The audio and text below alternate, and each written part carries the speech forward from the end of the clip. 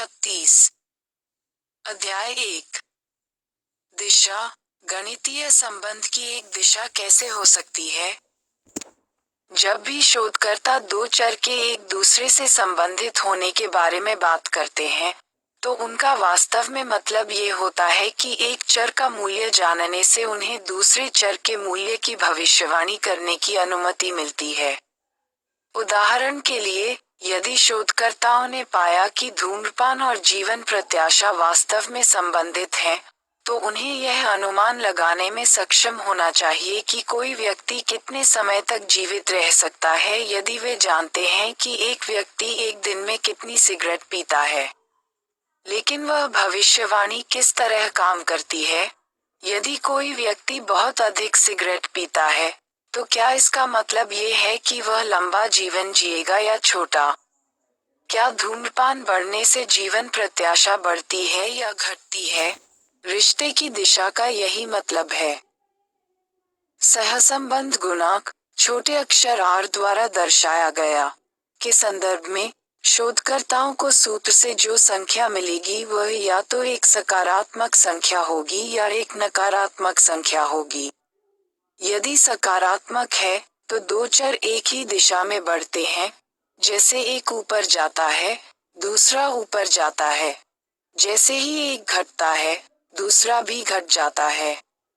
यदि नकारात्मक है, तो दोनों चरों में विपरीत संबंध होता है, जैसे जैसे एक बढ़ता है, दूसरा घटता जाता है। यदि शोधकर्ताओं को पता चलता है कि एक व्यक्ति जितनी अधिक सिगरेट पीता है, वह मरने के समय उतना ही छोटा होता है, तो इसका मतलब ये होगा कि दोनों चर के बीच संबंध नकारात्मक है। जैसे जैसे धूम्रपान बढ़ता है, जीवन प्रत्याशा कम होती जाती है, एक विपरीत संबंध।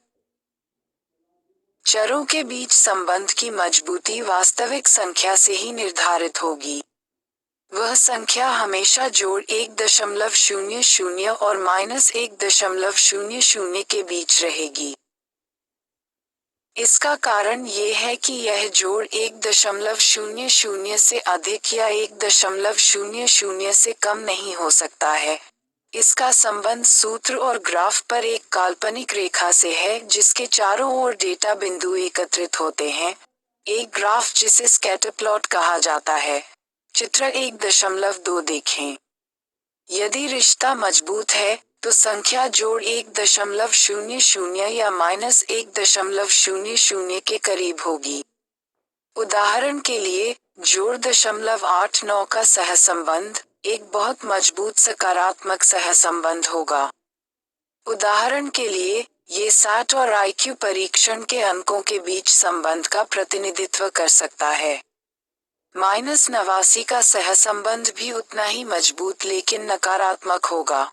यह अधिक हद तक वैसा ही सहसंबंध होगा जैसा शोधकर्ता शायद सिगरेट पीने और व्यक्ति की मृत्यु की उम्र के बीच पाएंगे। और X पूर्ण सकारात्मक सहसंबंध। X मामूली सकारात्मक सहसंबंध। X कोई सहसंबंध नहीं। और X पूर्ण नकारात्मक सहसंबंध। X मामूली नकारात्मक सहसंबंध। चित्र 1.25 स्कैटर प्लॉट। ये स्कैटर प्लॉट सहसंबंध की दिशा और ताकत दर्शाते हैं। ये ध्यान दिया जाना चाहिए कि पूर्ण सहसंबंध, चाहे सकारात्मक हो या नकारात्मक, वास्तविक दुनिया में शायद ही कभी होते हैं। उल्टा, क्रम में विपरीत। Copyright manual. ध्यान 37। ध्यान दें कि संख्या 0 के जितनी करीब होगी, संबंध उतना ही कमजोर होगा। शोधकर्ताओं को संभवतः ये पता चलेगा कि उदाहरण के लिए, लोगों के वजन और उनकी झाइयों की संख्या के बीच संबंध का सहसंबंध गुणांक 0 के काफी करीब है। सिगरेट की बात पर वापस जाएं। यदि हमने पाया कि सिगरेट पीने और जीवन प्रत्याशा के बीच संबंध अधिक है, तो क्या इसका मतलब ये है कि धूम्रपान के कारण आपकी जीवन प्रत्याशा कम हो जाती है? बिल्कुल नहीं। सहसंबंध के संबंध में लोग जो सबसे बड़ी गलती करते हैं वह यह मान लेना है कि इसका मतलब है कि एक चर दूसरे का कारण है। याद रखें कि सहसंबंध कार्य कारण सिद्ध नहीं करता। हालांकि अकेले संयुक्त राज्य अमेरिका में हर साल सिगरेट पीने से होने वाले प्रतिकूल स्वास्थ्य प्रभावों के कारण लगभग 480,000 मौतें होती हैं, लेकिन सहसंबंध का उपयोग कारण साबित करने के लिए नहीं किया जा सकता है। अमेरिकी स्वास्थ्य और मानव सेवा विभाग, 2014। सिर्फ इसलिए कि दो चर एक दूसरे से संबंधित हैं, शोधकर्ता यह नहीं मान सकते कि उनमें से एक दूसरे के घटित होने का कारण बनता है। वे दोनों किसी अन्य चर से संबंधित हो सकते हैं जो दोनों का कारण है। उदाहरण के लिए, सिगरेट पीना और जीवन प्रत्याशा। इसे केवल इसलिए जोड़ा जा सकता है क्योंकि जो लोग धूम्रपान करते हैं वे सही खान पान और व्यायाम करके अपने स्वास्थ्य की देखभाल करने की कम संभावना रखते हैं, जबकि जो लोग धूम्रपान नहीं करते हैं वे धूम्रपान करने वालों की तुलना में स्वस्थ भोजन खाते हैं और अधिक व्यायाम करते हैं। संक्षेप में, एक सहसंबंध शोधकर्ताओं को बताएगा कि क्या इनके बीच कोई संबंध है। चर, रिश्ता कितना मजबूत है और रिश्ता किस दिशा में जाता है। यदि शोधकर्ताओं को एक चर का मूल्य पता है, तो वे दूसरे के मूल्य का अनुमान लगा सकते हैं। उदाहरण के लिए, यदि वे किसी का आईक्यू स्कोर जानते हैं, तो वे अनुमान लगा सकते हैं कि उस व्यक्ति को एसएटी पर कितना स्कोर मिलना चाहिए। सटीक स्कोर नहीं, बस एक उचित अनुमान। इसके अलावा, भले ही सहसंबंध कार्य कारण सिद्ध नहीं करता है, यह एक अन्य प्रकार के अध्ययन, प्रयोग के साथ कारण संबंधों की जांच के लिए एक प्रारंभिक बिंदु प्रदान कर सकता है। प्रयोग 1.8 किसी प्रयोग को डिजाइन करने में शामिल चरणों की पहचान करें। एकमात्र तरीका जो शोधकर्ताओं को किसी व्यवहार का कारण निर्धारित करने की अनुमति देगा वह प्रयोग है। अवलोकन के लिए वीडियो एक नमूना प्रयोग देखें। एक प्रयोग में, शोधकर्ता जानबूझकर उस चर में हेरफेर, कुछ उद्देश्यपूर्ण तरीके से परिवर्तन करते हैं जो उन्हें लगता है कि कुछ व्यवहार का कारण बन रहा है, जबकि अन्य सभी चर जो प्रयोग के परिणामों में हस्तक्षेप कर सकते हैं उन्हें स्थिर और अपरिवर्तित रखते हैं। इस तरह, यदि उन्हें व्यवहार में परिवर्तन, दूसरे शब्दों में एक प्रभाव, मिलता है, तो वे जानते हैं कि वे परिवर्तन हेरफेर किए गए चर के कारण होने चाहिए। उदाहरण के लिए, वैज्ञानिक दृष्टिकोण के चरणों की चर्चा याद रखें। इसमें बताया गया कि बच्चों पर हिंसक कार्टून देखने के प्रभावों का अध्ययन कैसे किया जाए। ड्रेन का आक्रामक व्यवहार उस विशेष संबंध का अध्ययन करने का सबसे तार्किक तरीका है। एक प्रयोग द्वारा चयन सबसे पहले, शोधकर्ता उन बच्चों का चयन करके शुरुआत कर सकते हैं जिनका वे उपयोग करना चाहते हैं।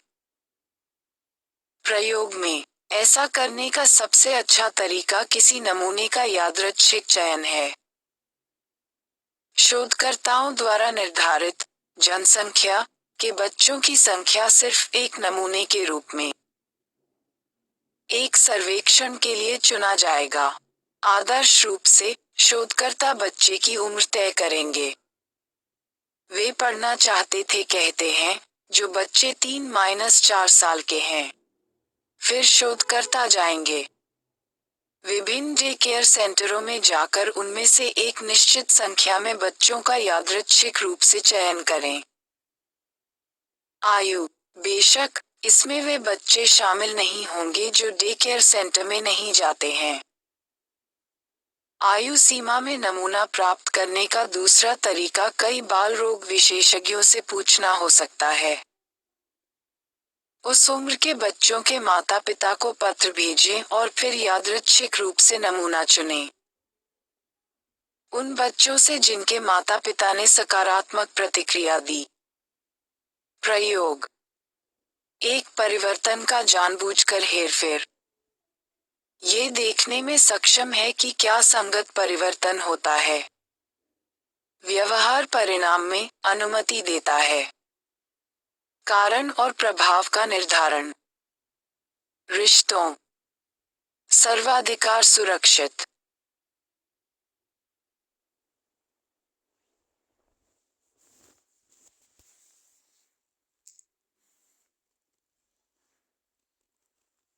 अड़तीस। अध्याय 1। चर। एक और महत्वपूर्ण कदम ये तय करना है कि शोधकर्ता किस चर में हेरफेर करना चाहते हैं, जो वह होगा जो उनके अनुसार व्यवहार में परिवर्तन का कारण बनता है, और जिस चर को वे मापना चाहते हैं ये देखने के लिए कि क्या कोई परिवर्तन है, यह उस पर प्रभाव होगा।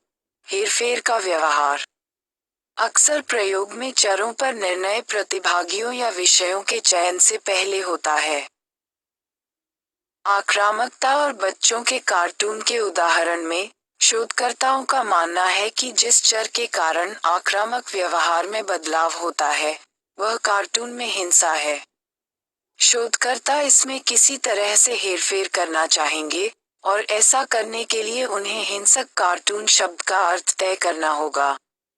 उन्हें ऐसा कार्टून ढूंढना होगा या बनाना होगा जिसमें हिंसा हो। फिर वे प्रतिभागियों को वह कार्टून दिखाएंगे और उसके बाद उनके आक्रामक व्यवहार को मापने की कोशिश करेंगे। आक्रामक व्यवहार को मापने में, शोधकर्ताओं को सटीक रूप से वर्णन करना होगा कि आक्रामक व्यवहार से उनका क्या मतलब है ताकि इसे मापा जा सके। इस विवरण को परिचालनीकरण कहा जाता है क्योंकि यह विशेष रूप से उन परिचालनों, चरणों या प्रक्रियाओं को नाम देता है जिनका उपयोग प्रयोगकर्ता को प्रयोग में चर को नियंत्रित करने या मापने के लिए करना चाहिए। लिलियनफील्ड एट अल. 2015। आक्रामक व्यवहार का संचालन बहुत विशिष्ट कार्यों की एक चेकलिस्ट हो सकता है जैसे कि मारना, धक्का देना, इत्यादि, जिसे एक पर्यवेक्षक चिन्हित कर सकता है क्योंकि बच्चे सूची में आइटम करते हैं। यदि पर्यवेक्षकों को केवल आक्रामक व्यवहार की तलाश करने के लिए कहा गया था, तो शोधकर्ताओं को संभवतः आक्रामक व्यवहार के बारे में आधा दर्जन या अधिक अलग-अलग व्याख्याएं मिलेंगी। किसी भी प्रयोग में हेरफेर किए जाने वाले चर का नाम स्वतंत्र चर है क्योंकि यह प्रतिभागियों द्वारा किए जाने वाले किसी भी काम से स्वतंत्र है। अध्ययन में भाग लेने वालों को स्वतंत्र चर को चुनने या बदलने का मौका नहीं मिलता है, और उनका व्यवहार इस चर को बिल्कुल भी प्रभावित नहीं करता है। पिछले उदाहरण में, स्वतंत्र चर कार्टूनों में हिंसा की उपस्थिति या अनुपस्थिति होगी। स्वतंत्र चर के हेरफेर के प्रति प्रतिभागियों की प्रतिक्रिया एक आश्रित संबंध है, इसलिए मापी जाने वाली प्रतिभागियों की प्रतिक्रिया को आश्रित चर के रूप में जाना जाता है। उनका व्यवहार, यदि परिकल्पना सही है, इस पर निर्भर होना चाहिए कि वे स्वतंत्र चर के संपर्क में थे या नहीं, और उदाहरण में, आश्रित चर बच्चों में आक्रामक व्यवहार का माप होगा। आश्रित चर हमेशा वह चीज, विषयों की प्रतिक्रिया या किसी क्रिया का परिणाम होता है। ये देखने के लिए मापा जाता है कि स्वतंत्र चर ने इसे कैसे प्रभावित किया होगा। समूह। यदि शोधकर्ता ये सब करें और बच्चों के व्यवहार को देखें, आक्रामक है, क्या वे कह सकते हैं कि आक्रामक व्यवहार के कारण हुआ? कार्टून में हिंसा से? नहीं, अब तक जो वर्णन किया गया है वह पर्याप्त नहीं है। शोधकर्ताओं को ये पता चल सकता है कि हिंसक कार्टून देखने वाले बच्चे आक्रामक होते हैं, लेकिन उन्हें कैसे पता चलेगा कि वे आक्रामक हैं? आक्रामक व्यवहार कार्टून के कारण हुआ था या ये केवल प्राकृतिक आक्रामकता का स्तर था? वे विशेष बच्चे या दिन के उस विशेष समय का परिणाम जब उनका अवलोकन किया गया? उन प्रकार के भ्रमित करने वाले चर, वे चर जो एक दूसरे और उनकी संभावनाओं में हस्तक्षेप करते हैं। रुचि के कुछ अन्य चर पर प्रभाव, ऐसे प्रकार हैं जिन्हें शोधकर्ताओं को नियंत्रित करना होगा। किसी तरह, उदाहरण के लिए, यदि इस प्रयोग में अधिकांश बच्चे निष्पक्ष रूप से शामिल हुए। आक्रामक पारिवारिक पृष्ठभूमि, प्रयोग में हिंसक कार्टून का कोई भी प्रभाव हो सकता है। बच्चों के व्यवहार पर इसका संभावित प्रभाव भ्रमित हो सकता है। पारिवारिक पृष्ठभूमि, शोधकर्ताओं को पता नहीं चलेगा कि क्या बच्चे आक्रामक हो रहे थे। वे दुखी थे क्योंकि उन्होंने कार्टून देखा था या इसलिए कि उन्हें वैसे भी आक्रामक खेलना पसंद था। भ्रमित करने वाले चरों को नियंत्रित करने का सबसे अच्छा तरीका कणों के दो समूह बनाना है। आइपिन्स, वे जो हिंसक कार्टून देखते हैं, और वे जो अहिंसक कार्टून देखते हैं। समय की समान अवधि के लिए, फिर शोधकर्ता आक्रामक व्यवहार को मापेंगे। दोनों समूहों में, यदि समूह में आक्रामक व्यवहार काफी अधिक है। सर्वाधिकार सुरक्षित संचालन, रुचि के एक चर का विशिष्ट विवरण जो इसे मापने की अनुमति देता है। स्वतंत्र चर, एक प्रयोग में परिवर्तनशील जिसे प्रयोगकर्ता द्वारा हेरफेर किया जाता है। निर्भर चर, एक प्रयोग में परिवर्तनशील जो प्रयोग में विषयों की मापने योग्य प्रतिक्रिया या व्यवहार का प्रतिनिधित्व करता है।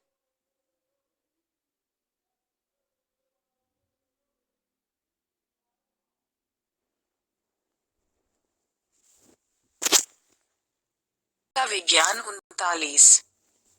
हिंसक कार्टून देखा, सांख्यिकीय रूप से कहें तो शोधकर्ता कह सकते हैं कि इस प्रयोग में हिंसक कार्टून देखने से अधिक आक्रामक व्यवहार हुआ। वह समूह जो स्वतंत्र चर, उदाहरण में हिंसक कार्टून, के संपर्क में आता है, उसे प्रायोगिक समूह कहा जाता है, क्योंकि यह वह समूह है जो प्रयोगात्मक हेरफेर प्राप्त करता है।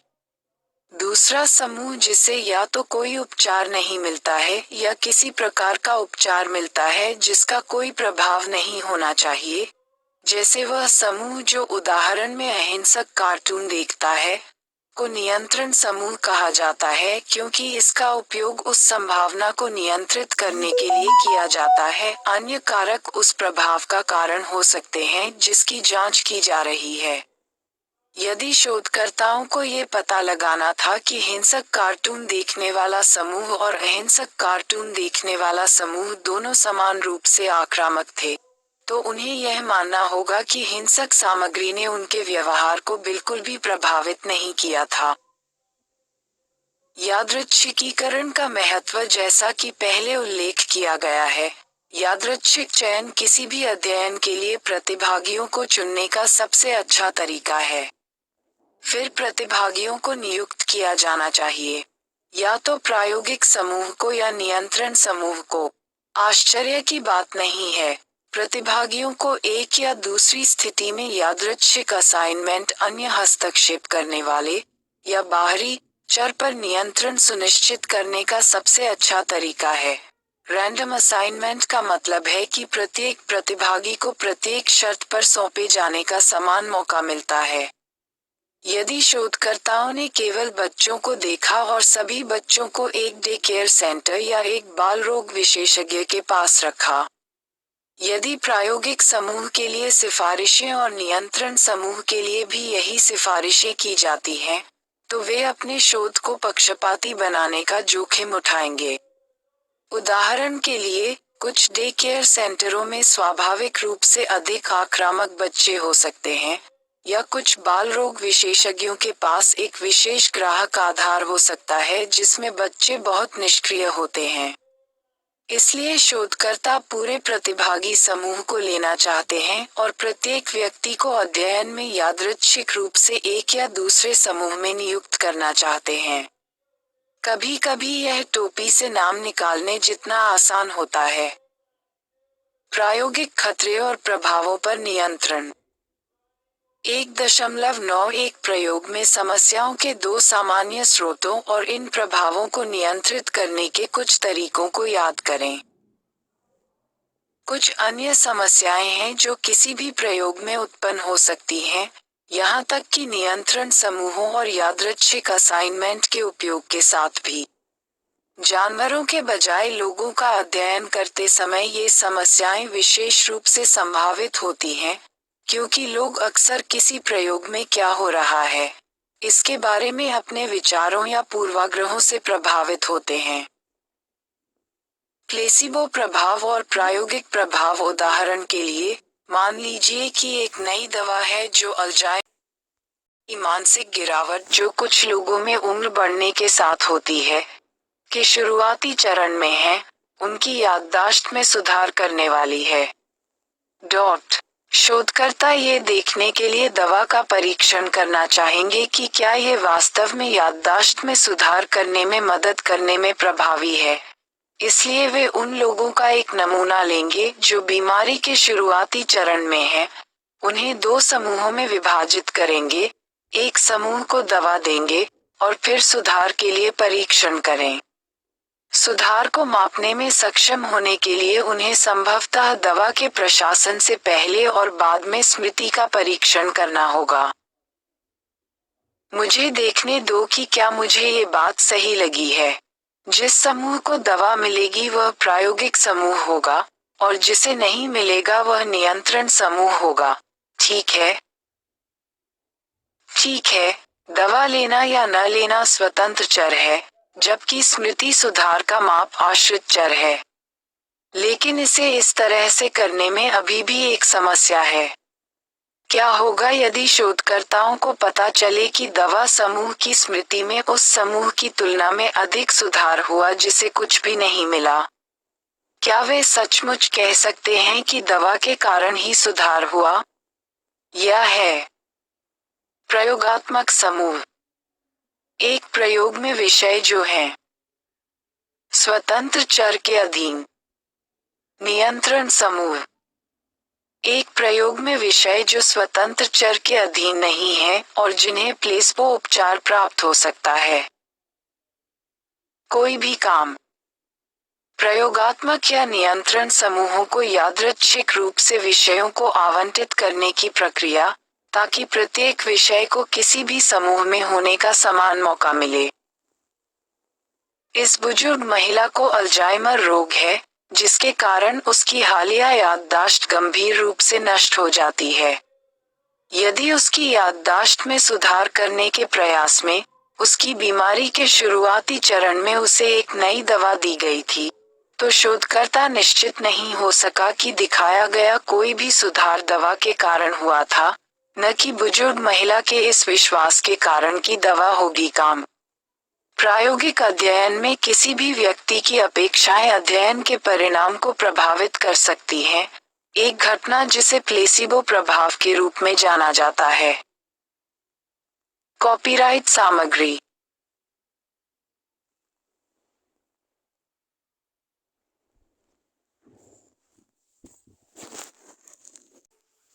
अध्याय 1। क्या ये संभव है कि दवा प्राप्त करने वाले प्रतिभागियों को पता था कि उन्हें याददाश्त में सुधार करना है और इसलिए उन्होंने ऐसा करने के लिए एक बड़ा प्रयास किया? ये सुधार संभवतः दवा के बजाय दवा में प्रतिभागियों के विश्वास से अधिक जुड़ा हुआ है, एक घटना जिसे प्लेसिबो प्रभाव के रूप में जाना जाता है। किसी अध्ययन में प्रतिभागियों की अपेक्षाएं और पूर्वाग्रह उनके व्यवहार को प्रभावित कर सकते हैं। चिकित्सा अनुसंधान में नियंत्रण समूह को अक्सर वास्तविक दवा के लिए एक हानिरहित विकल्प दिया जाता है, जैसे चीनी की गोली या नमक के पानी का इंजेक्शन, और इस विकल्प, जिसका कोई चिकित्सीय प्रभाव नहीं होता, को प्लेसिबो कहा जाता है। यदि प्लेसिबो प्रभाव है, तो नियंत्रण समूह आश्रित चर में परिवर्तन दिखाएगा, भले ही उस समूह के प्रतिभागियों को केवल प्लेसिबो प्राप्त हुआ हो। एक और तरीका है कि प्रयोग के परिणाम के बारे में उम्मीदें परिणामों को प्रभावित कर सकती हैं, तब भी जब प्रतिभागी लोग नहीं बल्कि जानवर हों। इसे प्रयोगकर्ता प्रभाव कहा जाता है। इसका संबंध प्रयोगकर्ता की अपेक्षाओं से है, प्रतिभागियों से नहीं। जैसा कि पहले प्रकृतिवादी अवलोकनों के बारे में अनुभाग में चर्चा की गई थी, कभी कभी पर्यवेक्षक पक्षपाती होते हैं, वे वही देखते हैं जो वे देखने की उम्मीद करते हैं। किसी प्रयोग में पर्यवेक्षक का पूर्वाग्रह भी हो सकता है। जब शोधकर्ता आश्रित चर को माप रहा है, तो यह संभव है कि वह प्रतिभागियों को ये संकेत दे सके कि उन्हें कैसे प्रतिक्रिया देनी चाहिए, शारीरिक भाषा, आवाज के लहजे या यहाँ तक कि आंखों के संपर्क के माध्यम से। हालांकि जानबूझकर नहीं, ऐसा होता है। ये पहले बताए गए मेमोरी ड्रग उदाहरण में कुछ इस तरह हो सकता है। आप, अल्जाइमर रोगी, दवा आजमाने के बाद अपना दूसरा मेमोरी टेस्ट लेने के लिए प्रयोगकर्ता के कार्यालय में हैं। ऐसा लगता है कि प्रयोगकर्ता आप पर और परीक्षण में आपके द्वारा दिए गए प्रत्येक उत्तर पर बहुत अधिक ध्यान देता है। इसलिए आपको यह महसूस होता है कि आपने बहुत सुधार किया है। इसलिए आप और अधिक प्रयास करें, और आपके द्वारा दिखाया गया कोई भी सुधार केवल आपके स्वयं के बढ़े हुए प्रयास के कारण हो सकता है, दवा के कारण नहीं। ये क्रिया में प्रयोगकर्ता के प्रभाव का एक उदाहरण है। प्रयोगकर्ता के व्यवहार के कारण प्रतिभागी को अपना व्यवहार बदलना पड़ा। प्रतिक्रिया पैटर्न। सिंगल ब्लाइंड और डबल ब्लाइंड अध्ययन इन प्रभावों को नियंत्रित करने के तरीके हैं। प्लेसिबो प्रभाव से बचने का क्लासिक तरीका नियंत्रण समूह को वास्तविक प्लेसिबो देना है। किसी प्रकार का उपचार जो व्यवहार को बिल्कुल भी प्रभावित नहीं करता है। औषधि प्रयोग में प्लेसिबो किसी प्रकार की चीनी की गोली या सेलाइन, नमक, घोल जैसा दिखता है, और इसे वास्तविक दवा की तरह ही प्रशासित किया जाता है। दोनों प्रयोग में भाग लेने वाले और नियंत्रण समूहों को पता नहीं चलेगा कि उन्हें असली दवा मिली या प्लेसिबो। इस तरह, यदि उनकी अपेक्षाओं का प्रयोग के परिणाम पर कोई प्रभाव पड़ता है, प्रयोगकर्ता नियंत्रण समूह के परिणामों को देखकर बताने में सक्षम होगा। प्रायोगिक समूह से उनकी तुलना करना। भले ही नियंत्रण समूह में थोड़ा सुधार हो, यदि दवा काम कर रही है तो दवा समूह में काफी सुधार होना चाहिए। ये कहा जाता है एक एकल अंधा अध्ययन क्योंकि प्रतिभागी अपने द्वारा प्राप्त उपचार के प्रति अंधे होते हैं। लंबे समय तक शोधकर्ताओं द्वारा किया जाने वाला यह एकमात्र प्रकार का प्रयोग था। मनोविज्ञान। लेकिन शोधकर्ताओं ने पाया कि जब शिक्षकों को बताया गया कि कुछ छात्रों के पास है सफलता के लिए एक उच्च संभावना और अन्य में कम क्षमता, छात्रों ने महत्वपूर्ण प्रदर्शन किया। मानकीकृत परीक्षणों पर उनके प्रदर्शन में वृद्धि या कमी किस क्षमता पर निर्भर करती है। टियाल, उन्हें मिलना चाहिए था, रोसेंथल और जैकबसन, 1968। वास्तव में, छात्रों के पास था। बेतरतीब ढंग से चुना गया और बेतरतीब ढंग से दो समूहों में से एक को सौंपा गया, उच्च या कम। परीक्षणों में उनका प्रदर्शन शिक्षकों के रवैये से प्रभावित हुआ। उनकी क्षमता की सराहना करते हुए, इस अध्ययन और इसके बाद के अन्य अध्ययनों ने इसकी आवश्यकता पर प्रकाश डाला। प्रयोगकर्ता को अंधा होने के साथ साथ अनुसंधान में भाग लेने वालों को भी। तो डबल ब्लाइंड में अध्ययन न तो प्रतिभागी और न ही आश्रित भिन्नता को मापने वाले व्यक्ति या व्यक्ति ये जानने में सक्षम है कि किसे क्या मिला। इसीलिए डबल ब्लाइंड प्रयोग में प्रत्येक तत्व मिलता है, किसी तरह से कोडित किया गया है, ताकि सभी माप लेने के बाद ही कोई भी ऐसा कर सके। निर्धारित करें कि प्रायोगिक समूह में कौन था और नियंत्रण समूह में कौन था। घटना घटना, एक अवलोकन योग्य तथ्य या घटना। Copyright manual. प्रायोगिक औषध प्रभाव, वह घटना जिसमें किसी अध्ययन में भाग लेने वालों की अपेक्षाएं उनके व्यवहार को प्रभावित कर सकती हैं। प्रयोगकर्ता प्रभाव, किसी अध्ययन के लिए प्रयोगकर्ता की अपेक्षाओं की अनजाने में अध्ययन के परिणामों को प्रभावित करने की प्रवृत्ति। एकल अंधा अध्ययन, ऐसा अध्ययन जिसमें विषयों को यह नहीं पता होता है कि वे प्रयोगात्मक या नियंत्रण समूह में हैं। डबल ब्लाइंड अध्ययन, ऐसा अध्ययन जिसमें न तो प्रयोगकर्ता और न ही विषय को पता चलता है कि विषय प्रायोगिक या नियंत्रण समूह में है।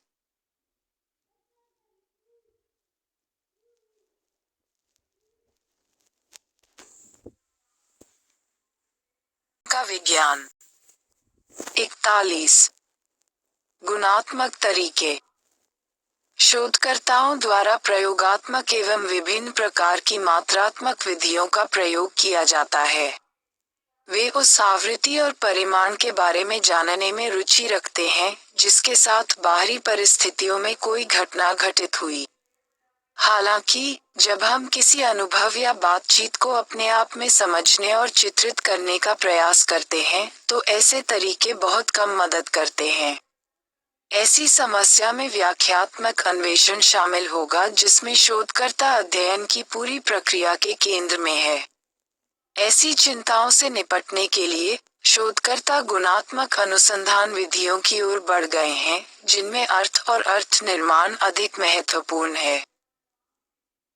गुणात्मक शब्द हमारे अनुभवों के घटकों को दिए गए महत्व को दर्शाता है। जब हम नियंत्रित स्थितियों में प्रयोग करते हैं या मात्रात्मक आयामों, उदाहरण के लिए आवृत्ति, तीव्रता और परिमाण के संदर्भ में मापते हैं, तो प्रक्रियाएं और अर्थ आमतौर पर अप्रयुक्त रहते हैं।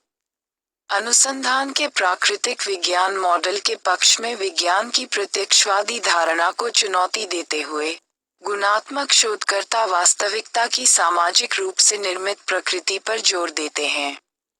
वे पर्यवेक्षक और देखे जाने की घटना के बीच बहुत करीबी संबंध को पहचानते हैं। गुणात्मक शोध मानवीय क्रिया और अनुभव का वर्णन करने और समझने का एक चिंतनशील, व्याख्यात्मक और वर्णनात्मक प्रयास है। यह उन प्रतिभागियों के परिप्रेक्ष्य पर जोर देता है जो किसी दी गई स्थिति से गुजर रहे हैं। इस प्रकार, यह अनुभवजन्य है लेकिन व्यक्तिपरकता के प्रति अधिक संवेदनशील है। वास्तविकता पर उत्तर प्रत्यक्षवादी, नारीवादी और निर्माणवादी दृष्टिकोण से सूचित, ये दृष्टिकोण क्षेत्रों और विषयों को पार करता है। गुणात्मक विधियों की प्रमुख विशेषताएं इस प्रकार हैं। 1. अन्वेषक वास्तविकता से जुड़ता है और वास्तविकता की सराहना करने के लिए अपने दृष्टिकोण को एक स्थिति या सुविधाजनक बिंदु के रूप में स्वीकार करता है। 2. यह मानवीय मूल्यों को मान्यता देता है। 3. ये प्रतिभागियों की व्यक्तिपरकता का सम्मान करता है। 4. यह वास्तविकता की प्रकृति को गतिशील, उभरता हुआ और विकसित होने वाला मानता है। यह विश्व को एक निर्माण के रूप में मानता है। 5. यह भाषा को संचार, व्याख्या और समझ का केंद्र मानता है। गुणात्मक अनुसंधान विधियां जांच के तहत घटना का समृद्ध या मोटा विवरण प्रदान करती हैं। अंतर्निहित प्रक्रियाओं पर ध्यान दिया जाता है क्योंकि वे विशिष्ट संदर्भों में सामने आती हैं। इन विधियों में जमीनी सिद्धांत, प्रवचन विश्लेषण, साक्षात्कार, प्रतिभागी अवलोकन, केस अध्ययन, फोकस समूह, नृवंश विज्ञान, सहकारी जांच, कथा विश्लेषण, ऑटो नृवंश विज्ञान और वार्तालाप विश्लेषण शामिल हैं। ये विधियां इस धारणा पर आधारित हैं कि हमारा ज्ञान मनुष्य के रूप में हमारे द्वारा सह-निर्मित है। स्वतंत्र चर के संदर्भ में व्याख्या करने के बजाय, ये विधियां मानव व्यवहार, अर्थ, संबंधितता और प्रथम व्यक्ति दृष्टिकोण की प्रक्रियाओं और उभरते गुणों पर जोर देती हैं। वे सैद्धांतिक नमूनाकरण, प्रतिभागियों का उचित चयन और डेटा और व्याख्या के गहन विश्लेषण का विकल्प चुनते हैं। इस तरह के प्रयास के लिए विवरणों पर काम करते समय समग्रता को ध्यान में रखते हुए अस्पष्टता को स्वीकार करने की आवश्यकता होती है। हालांकि, यह निश्चित रूप से प्रदर्शनों की सूची को बढ़ाता है। अनुसंधान विधियां और जीवित शब्द क्रियाओं और अर्थों का अध्ययन करने की अनुमति देती हैं। स्मिथ, 2008 देखें। जानकारी के लिए अभ्यास प्रश्नोत्तरी। सर्वोत्तम उत्तर चुनें। तुम्हें कितना याद है? 1. डॉक्टर व्हाइट ने देखा कि उसके व्यवहार में कुछ अजीब हो रहा है। जैसे जैसे उनके छात्र मध्यावधि परीक्षा नजदीक आते गए, उसने नोट्स लेने का फैसला किया। इस व्यवहार के बारे में पता लगाने के लिए कि वास्तव में क्या हो रहा था और व्यवहार के आसपास की परिस्थितियां। उनका लक्ष्य स्पष्ट है। 1. विवरण। वयस्क स्मृति। बी. आप अपने चर्च के लोगों से एक अध्ययन में भाग लेने के लिए कहते हैं। पारिवारिक मूल्यों। सी. किसी प्रयोग में आप जो देखने की उम्मीद करते हैं उसके बारे में आप एक राय विकसित करते हैं। डी. आप किसी छात्र को केवल इसलिए प्रयोग छोड़ने की अनुमति देते हैं क्योंकि वह या वो ऊब गई हैं। सर्वाधिकार सुरक्षित। बी. स्पष्टीकरण। सी. भविष्यवाणी। डी. नियंत्रण।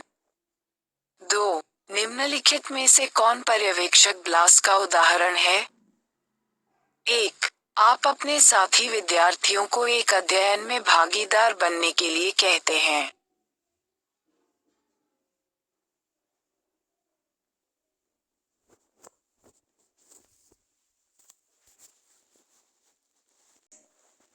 अध्याय 1। 3. सर्वेक्षण का मुख्य लाभ ये है। 1. केवल कुछ ही विषयों तक पहुंचने की आवश्यकता है। बी. बड़ी मात्रा में डेटा इकट्ठा किया जा सकता है। सी. प्रयोगकर्ता की त्रुटि की संभावना समाप्त हो जाती है। डी. विषयों को पता नहीं चलेगा कि वे नियंत्रण या प्रयोगात्मक समूह का हिस्सा हैं या नहीं। 4. निम्नलिखित में से कौन सा सबसे कमजोर रिश्ते को इंगित करेगा और इस प्रकार पूर्ण यादृच्छिकता के करीब होगा? 1. जोड़ 1.04। सी. जोड़ 0.01। बी. 0.89। डी -0.98। 5. एक पहेली के पूरा होने पर नींद की कमी के प्रभावों की जांच करने के लिए एक प्रयोग में, एक समूह को 8 घंटे सोने की अनुमति दी गई है। एक अन्य समूह को जागते रहने के लिए बनाया गया है। इस प्रयोग में नियंत्रण समूह है। 1. वह समूह जिसे नींद आती है। बी. वह समूह जो जागता रहता है। सी. पहेली। डी. प्रत्येक समूह के लिए पहेली को पूरा करने के समय में अंतर। 6. एक अध्ययन में, प्रतिभागियों को यह नहीं पता होता है कि वे नियंत्रण समूह का हिस्सा हैं या प्रयोगात्मक समूह का। केवल प्रयोगकर्ता ही जानता है कि प्रत्येक समूह में कौन है। 1. प्लेसबो। सी. डबल अंधा। डी. ट्रिपल अंधा। बी. एक आंख से अंधा। एपीए लक्ष्य 2, वैज्ञानिक जांच और आलोचनात्मक सोच। एक नमूना प्रयोग। एपीएलओ 2.4 को संबोधित करता है। बुनियादी मनोवैज्ञानिक अनुसंधान की व्याख्या, डिजाइन और संचालन करना। कई लोगों में कॉलेज के एथलीटों की शैक्षणिक क्षमताओं के बारे में कुछ हद तक नकारात्मक रूढ़िवादिता होती है। उनका मानना है कि उन्हें कक्षा में उनके प्रदर्शन के बजाय उनके एथलेटिक प्रदर्शन के आधार पर वर्गीकृत और पदोन्नत किया जाता है। कॉलेज में गैर एथलीटों की तुलना में एथलीटों के शैक्षणिक परीक्षणों में खराब प्रदर्शन के साक्ष्य मौजूद हैं। नेशनल कॉलेजिएट एथलेटिक एसोसिएशन 2002 पर डी एट अल 1982, अपथेग्रोव एट अल 1999। लेकिन क्या यह नकारात्मक प्रदर्शन खराब शैक्षणिक क्षमता का परिणाम है, या ये स्वयं नकारात्मक रूढ़िवादिता का प्रभाव हो सकता है? निम्नलिखित प्रयोग जैमसन एट अल 2007 को बाद की संभावना की जांच करने के लिए डिजाइन किया गया था। प्रयोग में एक विश्वविद्यालय की खेल टीमों के 72 पुरुष कॉलेज एथलीटों का बौद्धिक परीक्षण किया गया। आधे एथलीटों ने परीक्षा देने से पहले एक संक्षिप्त प्रश्नावली का उत्तर दिया, जबकि अन्य आधे को परीक्षा देने के बाद वही प्रश्नावली मिली। प्रश्नावली में 3 प्रश्न पूछे गए। तीसरा प्रश्न था, एथलेटिक भर्ती की सहायता के बिना विश्वविद्यालय में स्वीकार किए जाने की अपनी संभावना का मूल्यांकन करें। इस आइटम को छात्रों के दिमाग में एथलीटों, गूंगा जॉक्स की नकारात्मक रूढ़िवादिता को सामने लाने के लिए डिजाइन किया गया था, जो उस रूढ़िवादिता के लिए उच्च खतरे को क्रियान्वित करता है। दोनों के बीच खतरे के स्तर में अंतर। बौद्धिक परीक्षण लेने से पहले समूह इस प्रयोग में स्वतंत्र चर का प्रतिनिधित्व करते हैं। वे छात्र जिन्होंने बौद्धिक परीक्षण से पहले उच्च खतरे वाले प्रश्न का उत्तर दिया। प्रायोगिक समूह ने उस परीक्षण डिपेन का माप में काफी कम अंक प्राप्त किए। परीक्षण नियंत्रण समूह के बाद प्रश्न का उत्तर देने वालों की तुलना में डेंट वेरिएबल। शोधकर्ताओं ने छात्रों के उच्च खतरे के संपर्क के बीच एक संबंध भी पाया। बौद्धिक परीक्षण पर स्थिति और सटीकता को फिर से टाइप करें। जितना अधिक छात्रों को विश्वास होगा कि वे मुख्य रूप से खेल में उनकी क्षमता के कारण कॉलेज में प्रवेश मिला, उनकी तीसरी रेटिंग के आधार पर। प्रश्न बाद के परीक्षण में उनका प्रदर्शन उतना ही खराब रहा। शोधकर्ताओं ने निष्कर्ष निकाला। उच्च शिक्षा में स्पष्ट नकारात्मक रूढ़ियां अंतर्निहित एक महत्वपूर्ण कारण हो सकती हैं। कॉलेज के एथलीटों की शिक्षा में खराब प्रदर्शन करने की प्रवृत्ति। Copyright manual.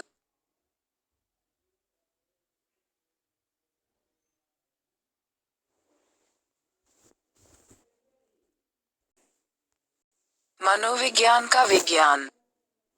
43 मनोवैज्ञानिक अनुसंधान की नैतिकता। जब आप इसके बारे में सोचते हैं तो डॉक्टर वॉटसन ने लिटिल एल्बर्ट और सफेद चूहे के साथ जो अध्ययन किया वह बहुत क्रूर लगता है। क्या आज शोधकर्ता उस प्रकार का अध्ययन करते हैं? दरअसल, जैसे जैसे मनोविज्ञान का क्षेत्र और दायरा बढ़ने लगा और लोगों और जानवरों पर अधिक शोध होने लगा, मनोवैज्ञानिकों को यह एहसास होने लगा कि कुछ सुरक्षा उपाय करने होंगे। कोई भी नहीं चाहता था कि उसे पागल वैज्ञानिक समझा जाए, और यदि ऐसे अध्ययनों की अनुमति दी गई जो वास्तव में लोगों या जानवरों को नुकसान पहुंचा सकते हैं, तो मनोविज्ञान का क्षेत्र बहुत जल्दी खत्म हो सकता है। लोगों के साथ अनुसंधान करने के लिए दिशा निर्देश। 1.10 लोगों के साथ शोध करने के लिए कुछ सामान्य नैतिक दिशा निर्देशों की पहचान करें। अनुसंधान के अन्य क्षेत्रों के वैज्ञानिक भी यह महसूस कर रहे थे कि अध्ययन में प्रतिभागियों के साथ नैतिक व्यवहार किसी तरह से सुनिश्चित किया जाना चाहिए। बेशक, नैतिक उपचार का मतलब ये है कि जो लोग अध्ययन के लिए स्वेच्छा से काम करते हैं, वे यह उम्मीद कर सकेंगे कि उन्हें कोई शारीरिक या मनोवैज्ञानिक नुकसान न हो। विश्वविद्यालयों और कॉलेजों, जहां अधिकांश मनोवैज्ञानिक अनुसंधान किए जाते हैं, में आमतौर पर संस्थागत समीक्षा बोर्ड, मनोवैज्ञानिकों या अन्य पेशेवरों के समूह होते हैं, जो प्रत्येक प्रस्तावित अध्ययन को देखते हैं और अनुसंधान प्रतिभागियों के लिए इसकी सुरक्षा और विचार के अनुसार इसका मूल्यांकन करते हैं। ये समीक्षा बोर्ड अनुमानित अध्ययन के सभी पहलुओं को देखते हैं, लिखित सामग्रियों से जो शोध को समझाते हैं, संभावित विषयों से लेकर उपकरण तक जो अध्ययन में ही उपयोग किए जा सकते हैं। किसी प्रयोग या अन्य प्रकार के अध्ययन में मानवीय विषयों से निपटते समय काफी नैतिक चिंताएं होती हैं। यहाँ कुछ सबसे सामान्य नैतिक दिशानिर्देशों की सूची दी गई है। 1. प्रतिभागियों के अधिकारों और भलाई को अध्ययन के विज्ञान के मूल्य के आधार पर तौला जाना चाहिए। दूसरे शब्दों में, लोग पहले आते हैं, शोध बाद में। 2. प्रतिभागियों को भागीदारी के बारे में सूचित निर्णय लेने की अनुमति दी जानी चाहिए। इसका मतलब ये है कि शोधकर्ताओं को उन लोगों को अध्ययन समझाना होगा जिन्हें वे शामिल करना चाहते हैं, इससे पहले कि वे उनके साथ कुछ भी करें या उनके साथ बच्चे भी, और यह ऐसे शब्दों में होना चाहिए कि प्रतिभागी समझ सकें। यदि शोधकर्ता शिशुओं या बच्चों का उपयोग कर रहे हैं, तो उनके माता पिता को सूचित करना होगा और अपनी सहमति देनी होगी, जिसे कानूनी शब्द सूचित सहमति के रूप में जाना जाता है। यहाँ तक कि एकल या डबल ब्लाइंड अध्ययनों में भी, प्रतिभागियों को ये बताना आवश्यक है कि वे प्रयोगात्मक या नियंत्रण समूह के सदस्य हो सकते हैं। प्रयोग समाप्त होने तक उन्हें पता नहीं चलेगा कि वे वास्तव में किस समूह में थे। 3. धोखे को उचित ठहराया जाना चाहिए। कुछ मामलों में, भागीदार को धोखा देना आवश्यक है। क्योंकि अध्ययन किसी अन्य तरीके से काम नहीं करेगा।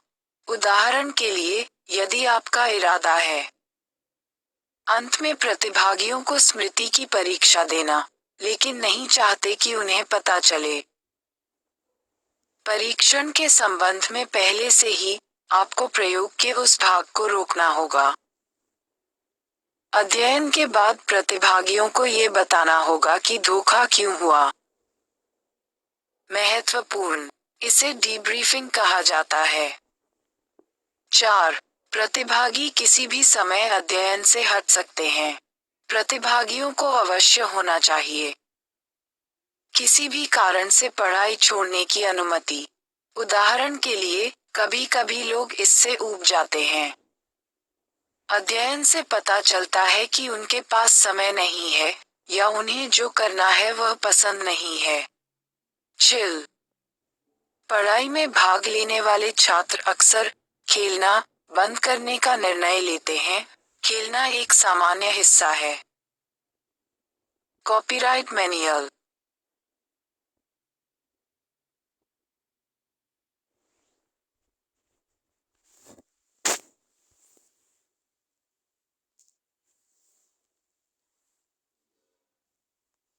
चौवालीस।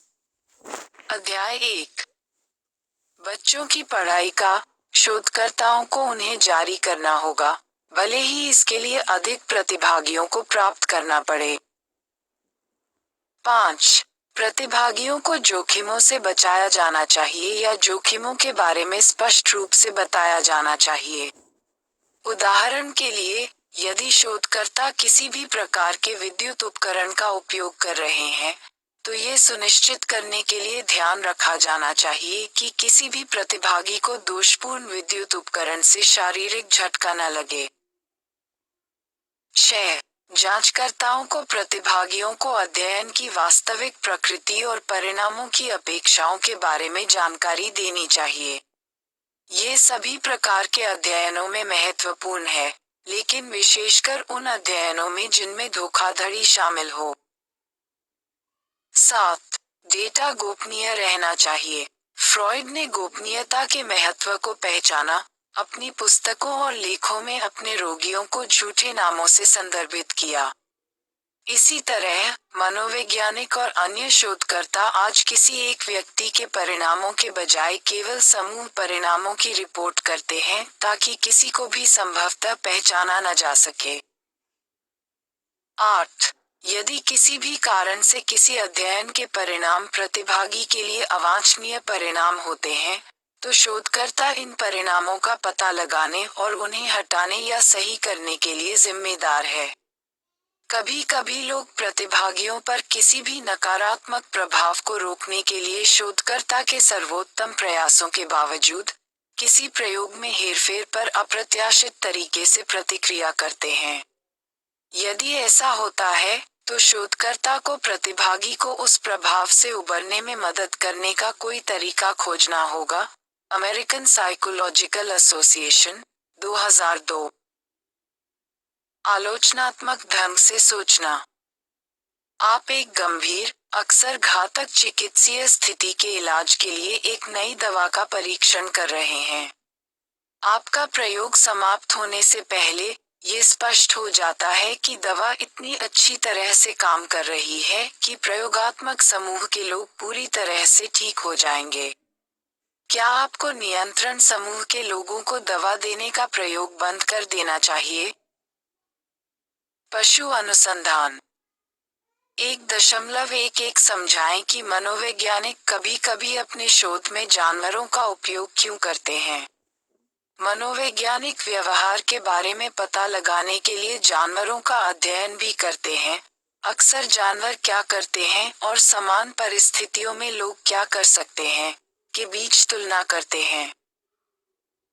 लेकिन सबसे पहले लोगों का अध्ययन क्यों नहीं किया जाता? कुछ शोध प्रश्न अत्यंत महत्वपूर्ण हैं, लेकिन मानव प्रतिभागियों का उपयोग करके उत्तर देना कठिन या असंभव है। जानवर कम जीवन जीते हैं, इसलिए दीर्घकालिक प्रभावों को देखना बहुत आसान हो जाता है। जानवरों को नियंत्रित करना भी आसान है। वैज्ञानिक आहार, रहने की व्यवस्था और यहाँ तक कि आनुवंशिक संबंधितता को भी नियंत्रित कर सकते हैं। सफेद प्रयोगशाला चूहा सामान्य चूहों से अलग एक मान्यता प्राप्त प्रजाति बन गया है, जो कई दशकों तक अपनी ही तरह से पैदा हुआ है, जब तक कि प्रत्येक सफेद चूहा अनिवार्य रूप से अन्य सभी का एक छोटा आनुवंशिक जुड़वां नहीं है। जानवर भी इंसानों की तुलना में बहुत सरल व्यवहार करते हैं, जिससे हेरफेर के प्रभावों को देखना आसान हो जाता है।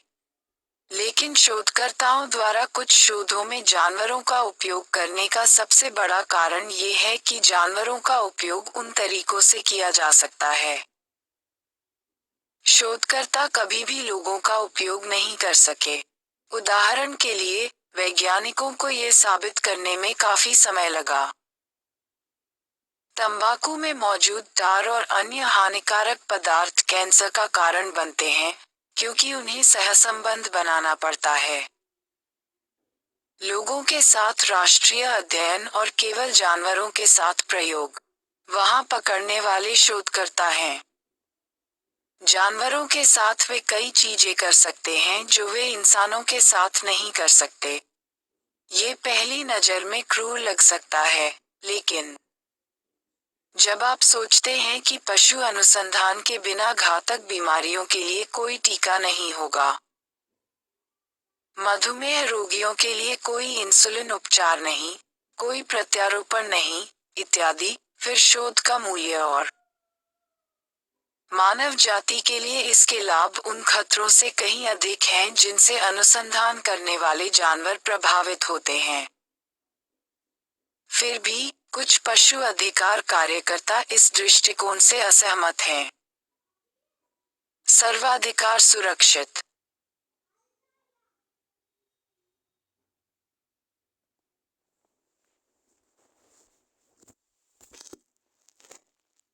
ज्ञान 45।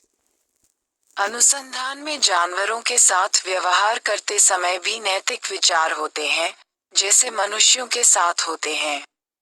हालांकि जानवरों के मामले में ध्यान उन्हें किसी भी अनावश्यक दर्द या पीड़ा से बचाने पर है।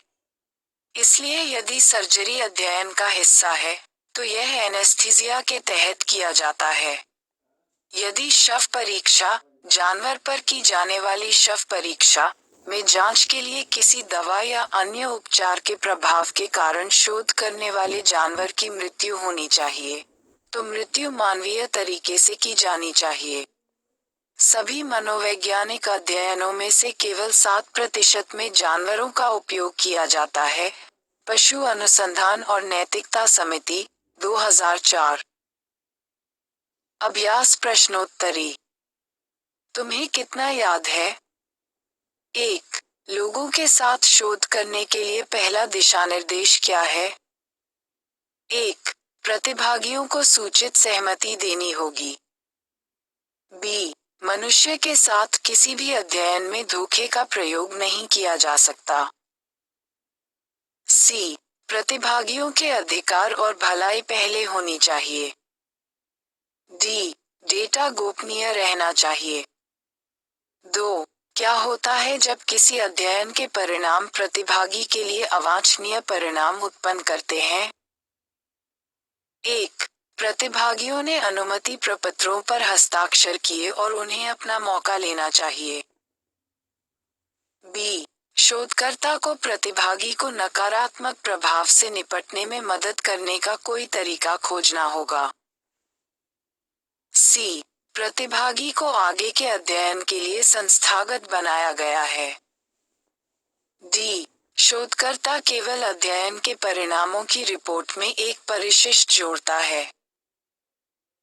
3. अनुसंधान में जानवरों का उपयोग करने का सबसे बड़ा कारण क्या है? 1. जानवरों का व्यवहार सरल होता है जिससे बदलाव देखना आसान हो जाता है। B. जानवर इंसानों जितने लंबे समय तक जीवित नहीं रहते। C. हम जानवरों के साथ वो चीजें कर सकते हैं जो हम इंसानों के साथ नहीं कर सकते।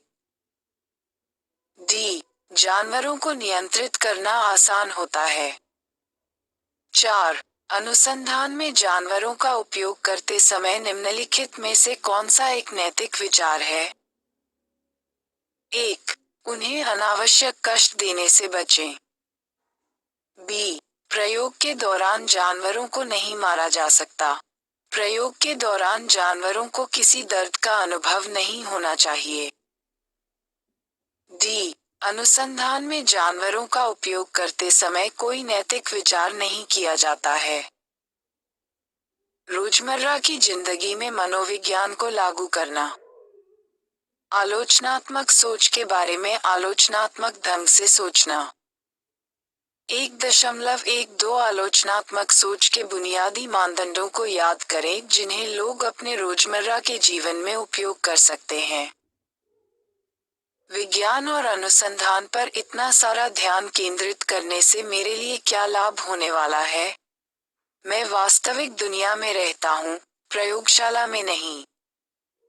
वास्तविक दुनिया वैज्ञानिक सोच के अवसरों से भरी है। सभी वाणिज्य के बारे में सोचो। चमत्कारिक रूप से वजन घटाने, बालों की बहाली, या गठिया के लिए हर्बल उपचार के लिए टेलीविजन पर विज्ञापन। अवसाद और शारीरिक और मानसिक समस्याओं की एक पूरी श्रृंखला। क्या यह अच्छा नहीं होगा? जानिए लोगों को इनमें से कितने दावों पर यकीन करना चाहिए। क्या आप जानना नहीं चाहेंगे कि कैसे? इस तरह के बयानों का मूल्यांकन करें और संभवतः अपना कुछ समय, प्रयास और पैसा बचाएं। ये बिल्कुल वास्तविक दुनिया की समस्या है जिसे सुलझाने में आलोचनात्मक सोच मदद कर सकती है। आलोचनात्मक सोच का अर्थ है तर्कसंगत निर्णय लेना। बेयर, 1995। शब्द वास्तविक। सोच का अर्थ है कि लोगों के निर्णय तार्किक और सुविचारित होने चाहिए। आलोचनात्मक विचार। आईएनजी में सही समय पर महत्वपूर्ण प्रश्न पूछने और उनके उत्तर खोजने की क्षमता भी शामिल है। ब्राउन और कीली, 2009। महत्वपूर्ण प्रश्न का एक प्रासंगिक उदाहरण हो सकता है। क्या कोई है? इस शोध को करने के लिए आपको भुगतान करना और क्या ये हितों का टकराव है, या क्या आपके पास कोई लाभ है? आपके दावों के लिए सबूत, या आप सिर्फ अपनी राय दे रहे हैं? आलोचनात्मक सोच भी हो सकती है। हमें गलत मान्यताओं से बचने में मदद करें जो गलत निर्णय ले सकती हैं या हमारे लिए खतरनाक भी साबित हो सकती हैं। मानसिक और शारीरिक स्वास्थ्य। जबकि क्रिटिकल शब्द को अक्सर नकारात्मक के अर्थ के रूप में देखा जाता है, लेकिन यह इसका उपयोग नहीं है। यहाँ शब्द, इसके बजाय, यह मानदंड शब्द से अधिक संबंधित है, जैसे कि ऐसी सोच जो कुछ निश्चित को पूरा करती है। उच्च मानदंड या मानक, नोसिच, 2008। आलोचनात्मक सोच के लिए 4 बुनियादी मानदंड हैं। तारांकन मानदंड, मानक जिन पर कोई निर्णय या निर्णय आधारित हो सकता है। महत्वपूर्ण सोच के बारे में तर्कसंगत निर्णय लेना। दावा, सर्वाधिकार सुरक्षित।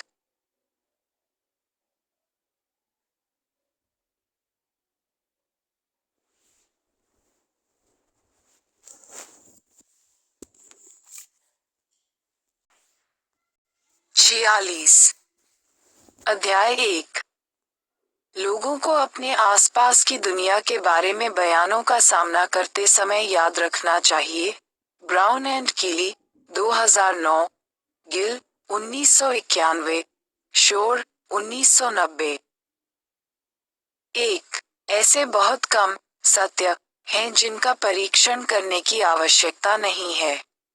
हालांकि लोग आस्था के आधार पर धार्मिक विश्वासों और व्यक्तिगत मूल्यों को स्वीकार कर सकते हैं, लेकिन जीवन में बाकी हर चीज के लिए सहायक साक्ष्य की आवश्यकता होती है।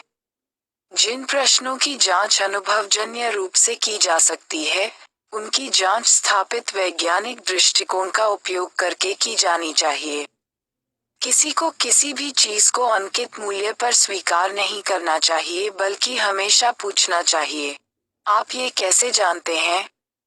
सबूत क्या है? क्या आप अपनी शर्तों में अधिक विशिष्ट हो सकते हैं? ये उन महत्वपूर्ण प्रश्नों के उदाहरण हैं जो गंभीर रूप से सोचते समय पूछे जाने चाहिए। उदाहरण के लिए, कई लोग अभी भी मानते हैं कि ज्योतिष, एक शिशु के जन्म पर सितारों और ग्रहों के कथित प्रभाव का अध्ययन, का उपयोग भविष्यवाणियां करने के लिए किया जा सकता है। जैसे जैसे वह बड़ा होता है, उस शिशु के व्यक्तित्व और जीवन की घटनाओं के बारे में। लेकिन वैज्ञानिक जांचों ने हमें समय समय पर दिखाया है कि ज्योतिष में सत्य या वैज्ञानिक तथ्य का कोई आधार नहीं है। डीन और केली, 2000, हाइंस, 2003, केली, 1980, वाइसमैन, 2007। 2. सभी साक्ष्य गुणवत्ता में समान नहीं होते हैं। आलोचनात्मक सोच में सबसे महत्वपूर्ण, अक्सर नजरअंदाज किए जाने वाले कदमों में से एक यह मूल्यांकन करना है कि यह निर्णय लेने से पहले सबूत कैसे इकट्ठा किया जाता है कि यह किसी विचार के लिए अच्छा समर्थन प्रदान करता है। उदाहरण के लिए, खराब तरीके से किए गए प्रयोगों के बजाय सहसंबंधों पर आधारित गलत धारणाएं, ऐसे अध्ययन जिन्हें दोहराया नहीं जा सका, और ऐसे अध्ययन जिनमें या तो कोई नियंत्रण समूह नहीं था या प्लेसबो प्रभाव या प्रयोगकर्ता प्रभाव को नियंत्रित करने का कोई प्रयास नहीं किया गया था। ऐसे अध्ययन भी हैं जिनमें जानबूझकर ऐसे निष्कर्ष निकालने के लिए हेरफेर किया गया है जो शोधकर्ता, या जो भी शोधकर्ता को भुगतान कर रहा है, पसंद करेगा। उदाहरण के लिए, किसी विशेष दवा की प्रभावशीलता पर एक अध्ययन के नतीजे तुरंत संदिग्ध हो जाएंगे यदि शोधकर्ता को दवा बनाने वाली कंपनी द्वारा भुगतान किया जा रहा है। एक आलोचनात्मक विचारक के रूप में, आपको पता होना चाहिए कि दावा जितना अधिक जंगली होगा, सबूत उतना ही बेहतर होना चाहिए। उदाहरण के लिए, मैंने अभी तक ऐसा कोई सबूत नहीं देखा है जो मुझे विदेशी दौरे या अपहरण के बारे में आश्वस्त करता हो। 3. सिर्फ इसलिए कि किसी को प्राधिकारी माना जाता है या उसके पास बहुत अधिक विशेषज्ञता है, इससे उस व्यक्ति द्वारा दावा की गई हर बात स्वतः ही सच नहीं हो जाती है। किसी को हमेशा किसी विशेषज्ञ की सलाह लेने के बजाय सबूत देखने के लिए कहना चाहिए। किसी भी चीज के लिए शब्द सबूत कितना अच्छा है? क्या कोई अन्य वैकल्पिक स्पष्टीकरण है? क्या वैकल्पिक व्याख्या सरल है? यदि किसी घटना के लिए दो स्पष्टीकरण हैं और दोनों घटना को समान रूप से अच्छी तरह से दर्शाते हैं, तो सबसे सरल स्पष्टीकरण अक्सर सबसे अच्छा होता है। अंगूठे का एक नियम जिसे कंजूसी के नियम के रूप में जाना जाता है। उदाहरण के लिए, आइए फसल चक्रों को देखें। चपटी फसल के डंठल के वे ज्यामितीय पैटर्न जो कई बार किसानों के खेतों में खोजे गए हैं। क्रॉप सर्कल के लिए दो संभावित स्पष्टीकरण मौजूद हैं। या तो वे अंतरिक्ष यान में एलियंस द्वारा बनाए गए हैं, जैसा कि कई कथित विशेषज्ञों का दावा है, या वे मनुष्यों द्वारा एक धोखा के रूप में बनाए गए हैं। कौन सा स्पष्टीकरण सरल है? जाहिर है, धोखा युक्तिकरण है सबसे सरल, और यह 1970 और 1980 के दशक के अंत में इंग्लैंड में दिखाई देने वाले फसल चक्रों के लिए सही साबित हुआ। डेविड बोवर और डॉग चोरले, दो ब्रिटिश व्यक्तियों ने फसल चक्रों को एक शरारत के रूप में बनाने की बात कबूल की, एक बाररूम में सोचा, और इसका उद्देश्य उन लोगों का मजाक उड़ाना है जो विदेशी यात्राओं में विश्वास करते हैं।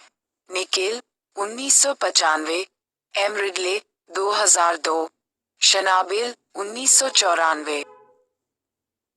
4. आलोचनात्मक सोच के लिए खुले दिमाग की आवश्यकता होती है। हालांकि थोड़ा संदेहशील होना अच्छा है।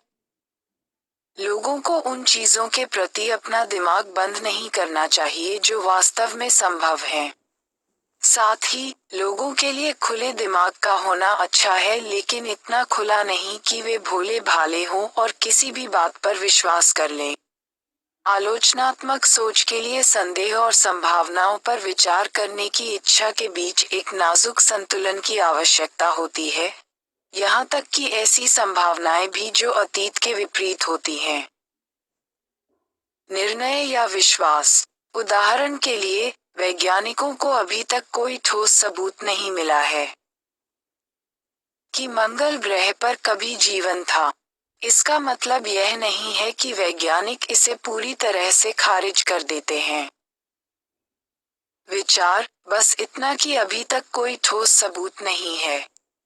मैं नहीं मानता कि मंगल ग्रह के निवासी हैं। धोखा, लोगों को मूर्ख बनाने के उद्देश्य से किया गया कोई कार्य, कोई चाल या झूठ। तारांकन भोला, आसानी से मूर्ख बनाया जा सकता है या धोखा दिया जा सकता है। Copyright manual.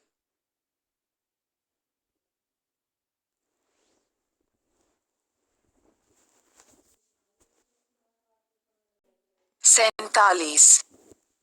मंगल ग्रह पर, लेकिन अगर मुझे ठोस सबूत दिखाए गए, तो मुझे अपनी सोच बदलने के लिए तैयार रहना होगा, चाहे ये कितना भी मुश्किल हो। आगे की चर्चा के लिए प्रश्न। 1. वैश्विक जलवायु परिवर्तन के मुद्दे पर आलोचनात्मक सोच कैसे लागू की जा सकती है? 2. आपको क्या लगता है कि कुछ लोग, यहाँ तक कि बहुत बुद्धिमान लोग भी, कभी-कभी राजनीति, ईएसपी के अस्तित्व, या अलौकिक जैसे मुद्दों के बारे में गंभीर रूप से सोचने से बचते हैं? अध्याय का सारांश। मनोविज्ञान का इतिहास। 1.1 मनोविज्ञान में कुछ शुरुआती अग्रदूतों के योगदान का वर्णन करें। मनोविज्ञान व्यवहार और मानसिक प्रक्रियाओं का वैज्ञानिक अध्ययन है।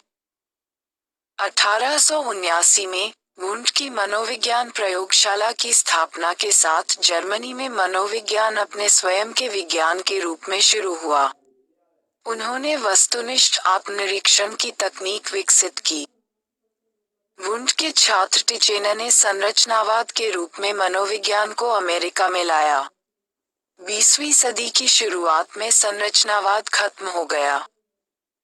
विलियम जेम्स ने कार्यात्मकता नामक एक विरोधी दृष्टिकोण का प्रस्ताव रखा, जिसमें इस बात पर जोर दिया गया कि मन किस प्रकार हमें अनुकूलन करने की अनुमति देता है। मनोविज्ञान के कई शुरुआती अग्रदूत अल्पसंख्यक थे, जैसे हिस्पैनिक और अफ्रीकी अमेरिकी, जिन्होंने पूर्वाग्रह और नस्लवाद के बावजूद मानव और पशु व्यवहार के अध्ययन में महत्वपूर्ण योगदान दिया।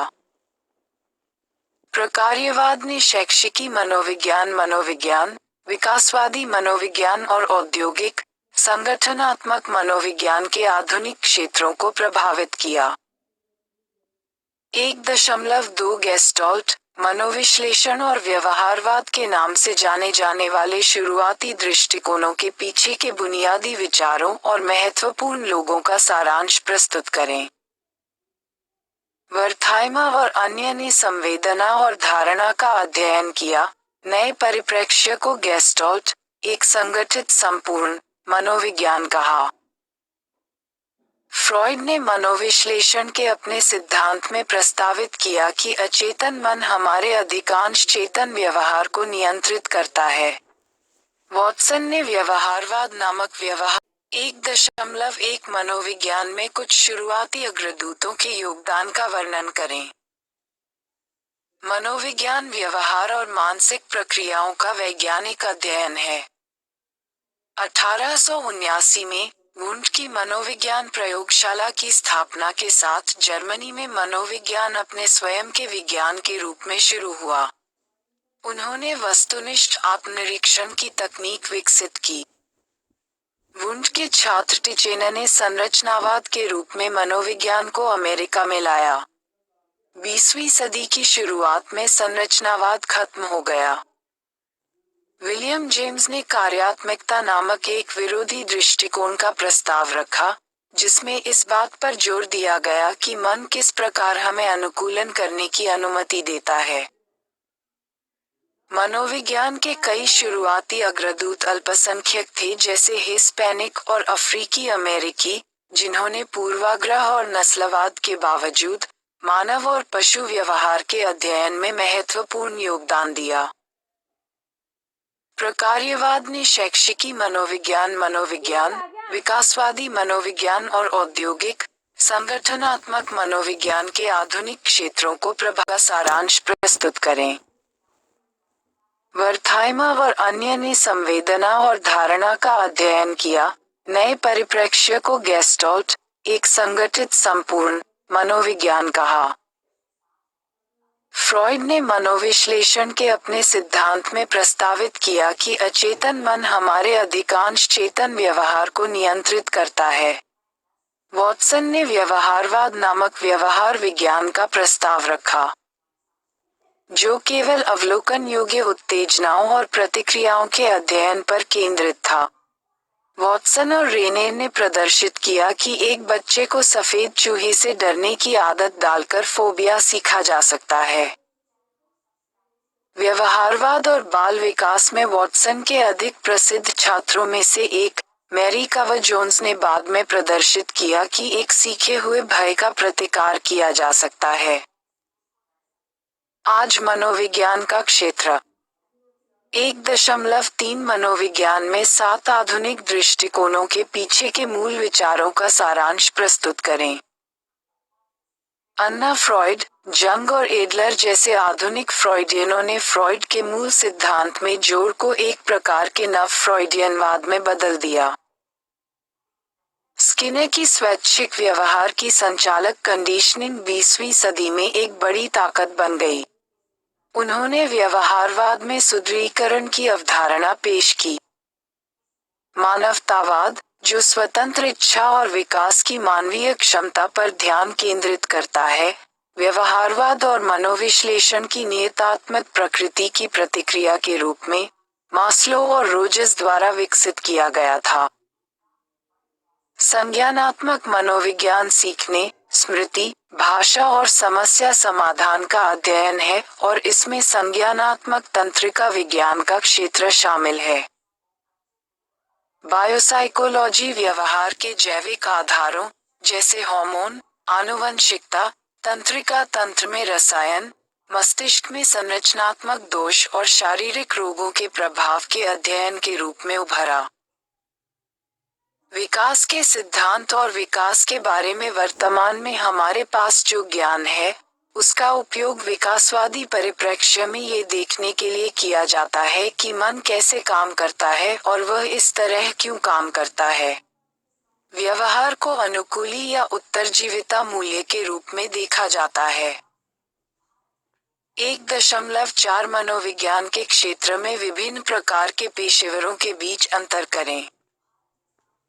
मनोवैज्ञानिकों के अकादमिक अकादमिक डॉक्टरेट की डिग्री होती है और वे परामर्श, शिक्षण और अनुसंधान कर सकते हैं और मनोविज्ञान के भीतर बड़ी संख्या में क्षेत्रों में से किसी एक में विशेषज्ञ हो सकते हैं। मनोविज्ञान में विशेषज्ञता के कई अलग अलग क्षेत्र हैं, जिनमें कार्य या अध्ययन के क्षेत्र के रूप में नैदानिक, परामर्श, विकासात्मक, सामाजिक और व्यक्तित्व शामिल हैं। मनोचिकित्सक चिकित्सा चिकित्सक होते हैं जो मानसिक विकारों वाले व्यक्तियों के लिए निदान और उपचार प्रदान करते हैं। मनोरोग सामाजिक कार्यकर्ता मानसिक बीमारी पर पर्यावरण के प्रभाव में विशेष प्रशिक्षण वाले सामाजिक कार्यकर्ता हैं। सामाजिक कार्यकर्ताओं के अलावा अन्य मनोविज्ञान व्यवसायों, जैसे लाइसेंस प्राप्त पेशेवर परामर्शदाताओं और लाइसेंस प्राप्त विवाह और परिवार चिकित्सक, को केवल मास्टर डिग्री की आवश्यकता हो सकती है। वैज्ञानिक अनुसंधान 1.5 वैज्ञानिक दृष्टिकोण के 5 चरणों को याद करें। मनोविज्ञान के 4 लक्ष्य हैं: विवरण, स्पष्टीकरण, भविष्यवाणी और नियंत्रण। वैज्ञानिक दृष्टिकोण तथ्यों को निर्धारित करने और व्यवहार का अवलोकन करते समय त्रुटि और पूर्वाग्रह की संभावनाओं को नियंत्रित करने का एक तरीका है। 5 चरण है: प्रश्न पर विचार करना, एक परिकल्पना बनाना, परिकल्पना का परीक्षण करना, निष्कर्ष निकालना और परिणामों की रिपोर्ट करना। अध्याय 1.6 व्यवहार का वर्णन करने के लिए उपयोग की जाने वाली कुछ विधियों की तुलना करें और अंतर बताएं। प्राकृतिक अवलोकन में जानवरों या लोगों को उनके प्राकृतिक वातावरण में देखना शामिल है, लेकिन नियंत्रण की कमी का नुकसान होता है। प्रयोगशाला अवलोकन में जानवरों या लोगों को कृत्रिम लेकिन नियंत्रित स्थिति में देखना शामिल है, जैसे कि प्रयोगशाला। केस अध्ययन एक विषय की विस्तृत जांच है, जबकि सर्वेक्षण में लोगों के बड़े समूहों से मानकीकृत प्रश्न पूछना शामिल है जो रुचि की आबादी के नमूने का प्रतिनिधित्व करते हैं। केस स्टडीज से प्राप्त जानकारी को दूसरे पर लागू नहीं किया जा सकता। मामले: सर्वेक्षणों पर प्रतिक्रिया देने वाले लोग हमेशा सच नहीं बता पाते या जानकारी को सही ढंग से याद नहीं रख पाते। 1.7 बताएं कि शोधकर्ता 2 या 2 से अधिक चरों के बीच संबंधों का अध्ययन करने के लिए सहसंबंध तकनीक का उपयोग कैसे करते हैं। सहसंबंध एक सांख्यिकीय तकनीक है जो शोधकर्ताओं को रुचि के चर के बीच संबंधों की खोज और भविष्यवाणी करने की अनुमति देती है। सकारात्मक सहसंबंध तब मौजूद होते हैं जब एक चर में वृद्धि दूसरे चर में वृद्धि से मेल खाती है, जबकि नकारात्मक सहसंबंध तब मौजूद होते हैं जब एक चर में वृद्धि दूसरे चर में कमी से मेल खाती है। सहसंबंधों का उपयोग कारण और प्रभाव संबंधों को साबित करने के लिए नहीं किया जा सकता है। 1.8 किसी प्रयोग को डिजाइन करने में शामिल चरणों की पहचान करें। प्रयोग चरों के कड़ाई से नियंत्रित हेरफेर हैं जो शोधकर्ताओं को कारण और प्रभाव संबंधों को निर्धारित करने की अनुमति देते हैं। किसी प्रयोग में स्वतंत्र चर वह चर होता है जिसे प्रयोगकर्ता द्वारा जानबूझकर हेरफेर किया जाता है ये देखने के लिए कि प्रतिभागियों के व्यवहार या प्रतिक्रियाओं में संबंधित परिवर्तन होते हैं या नहीं और प्रयोगात्मक समूह को दिया जाता है। किसी प्रयोग में आश्रित चर प्रतिभागियों का मापा व्यवहार या प्रतिक्रिया है। नियंत्रण समूह को या तो प्लेसिबो उपचार मिलता है या कुछ भी नहीं। प्रयोगात्मक समूहों में प्रतिभागियों का यादृच्छिक असाइनमेंट समूहों के भीतर और बीच दोनों में व्यक्तिगत मतभेदों को नियंत्रित करने में मदद करता है, जो अन्यथा प्रयोग के परिणाम में हस्तक्षेप कर सकते हैं। स्वयं की जांच करो। सर्वोत्तम उत्तर चुनें। 1. मनोविज्ञान की परिभाषा में व्यवहार शब्द का अर्थ है। 1. आंतरिक, गुप्त प्रक्रियाएं। B. बाहरी व्यवहार। C. प्रत्यक्ष क्रियाएं और प्रतिक्रियाएं। D. केवल पशु व्यवहार। 2. अफ्रीकी अमेरिकी मनोविज्ञान का जनक किसे माना जाता है? 1. Charles Henry Thompson. B. Robert V. Guthrie. C. Francis Cecil Sumner. D. Harvard Hale Long. 3. Sigmund Freud का मनोविश्लेषण किस पर केंद्रित है? 1. देखने योग्य व्यवहार। B. गेस्टाल्ट धारणाएं। C. आत्मविश्लेषण। D. बचपन के शुरुआती अनुभव। 1.91 प्रयोग में समस्याओं के 2 सामान्य स्रोतों और इन प्रभावों को नियंत्रित करने के कुछ तरीकों को याद करें। ऐसे प्रयोग जिनमें विषयों को यह नहीं पता होता है कि वे प्रयोगात्मक या नियंत्रण समूहों में हैं, एकल अंधा अध्ययन कहलाते हैं, जबकि ऐसे प्रयोग जिनमें न तो प्रयोगकर्ता और न ही विषयों को ये जानकारी पता होती है, उन्हें डबल अंधा अध्ययन कहा जाता है। एथलीटों के परीक्षण प्रदर्शन पर नकारात्मक रूढ़िवादिता के प्रभाव का अध्ययन करने वाले एक प्रयोग में पाया गया कि परीक्षण लेने से पहले नकारात्मक रूढ़िवादिता के संपर्क में आने से उन एथलीटों के प्रदर्शन की तुलना में खराब प्रदर्शन हुआ, जिनका प्रदर्शन परीक्षण के बाद हुआ था। मनोवैज्ञानिक अनुसंधान की नैतिकता। 1.10 लोगों के साथ शोध करने के लिए कुछ सामान्य नैतिक दिशानिर्देशों की पहचान करें। मनुष्यों के साथ अनुसंधान करने के लिए नैतिक दिशानिर्देशों में प्रतिभागियों के अधिकारों और कल्याण की सुरक्षा, सूचित सहमति, धोखे का इस्तेमाल होने पर औचित्य, प्रतिभागियों का किसी भी समय पीछे हटने का अधिकार, प्रतिभागियों को शारीरिक या मनोवैज्ञानिक नुकसान से सुरक्षा शामिल है।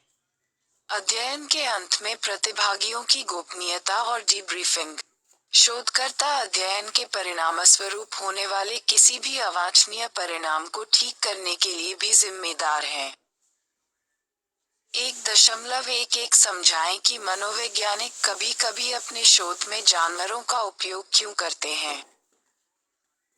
मनोवैज्ञानिक अनुसंधान में जानवर उपयोगी मॉडल बनाते हैं क्योंकि उन्हें मनुष्यों की तुलना में नियंत्रित करना आसान होता है, उनका व्यवहार सरल होता है, और उनका उपयोग उन तरीकों से किया जा सकता है जो मनुष्यों के लिए स्वीकार्य नहीं है। रोजमर्रा की जिंदगी में मनोविज्ञान को लागू करना। आलोचनात्मक सोच के बारे में गंभीरता से सोचना। 1.12 आलोचनात्मक सोच के बुनियादी मानदंडों को याद करें जिन्हें लोग अपने रोजमर्रा के जीवन में उपयोग कर सकते हैं। आलोचनात्मक सोच तर्कसंगत निर्णय लेने की क्षमता है। आलोचनात्मक सोच के 4 बुनियादी मानदंड ये हैं कि कुछ अवधारणाएं हैं जिनका परीक्षण करने की आवश्यकता नहीं है, सबूत गुणवत्ता में भिन्न हो सकते हैं, विशेषज्ञों और अधिकारियों के दावे स्वचालित रूप से कुछ सच नहीं बनाते हैं, और खुला दिमाग रखना महत्वपूर्ण है। 4.